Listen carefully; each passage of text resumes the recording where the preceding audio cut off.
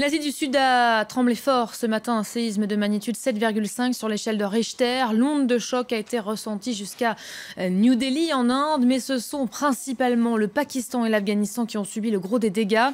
Au moins 135 personnes ont perdu la vie dans ces deux pays. On va retrouver tout de suite en direct d'Islamabad Claire Debuzet. Bonjour Claire. Quelle est donc la situation dans le pays ?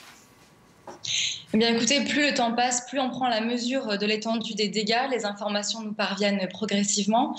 Alors, Islamabad, la capitale, a été plutôt épargnée, même si on a ressenti ici la secousse qui a duré environ 1 minute. Mais il n'y a que des fissures sur certains bâtiments. En revanche, d'autres provinces du pays ont, elles, été beaucoup plus touchées. C'est le cas du nord du Pakistan, proche de l'Afghanistan, où était situé l'épicentre de ce tremblement de terre. Alors, l'état d'urgence a été déclaré dans la province de Khyber Pakhtunkhwa, dont la capitale est provinciale et Peshawar.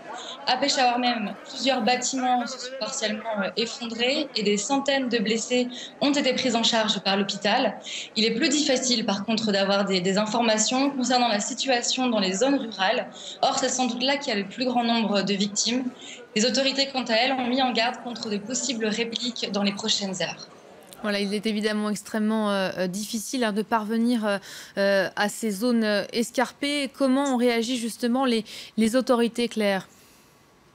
Bien, ça va prendre du temps effectivement pour que les secours puissent atteindre les régions les plus touchées. Alors l'armée a été appelée en renfort pour venir en aide aux populations. Mais il faut savoir que ces régions qui sont très touchées sont des régions montagneuses situées le long de la frontière entre le Pakistan et l'Afghanistan, qui sont déjà en temps ordinaire vraiment difficiles d'accès. De plus, il y a eu de très fortes pluies les 3 jours précédents, donc des routes étaient déjà coupées. Et puis ce tremblement de terre a provoqué des glissements de terrain, ce qui complique encore l'accès à ces populations. Et c'est pour ça qu'on s'attend à ce que le nombre de victimes grimpe encore dans les prochains jours.